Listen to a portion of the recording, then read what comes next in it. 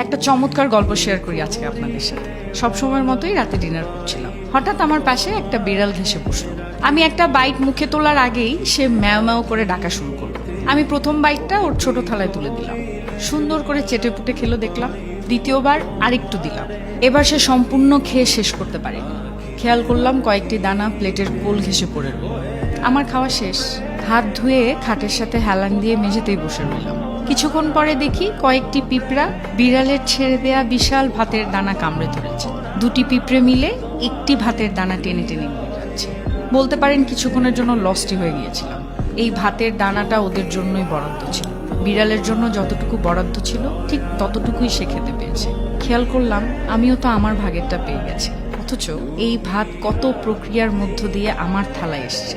আমি যে তরকারি দিয়ে খেলাম সেখানে 5 রকমের সবজি ছিল, বিভিন্ন জায়গা থেকে সেগুলো এসছে বাজারে, আবার সেই বাজার থেকে এসছে আমার থালায়। আর যে মাছটি আমি খেলাম সেটা কত নদী সরোবর হয়ে কত জেলের জালকে ফাঁকি দিয়ে আমার প্লেটে এসছে তা আমি জানি না। কি শুকনো বন্টন, ভাবতেই অবাক লাগে।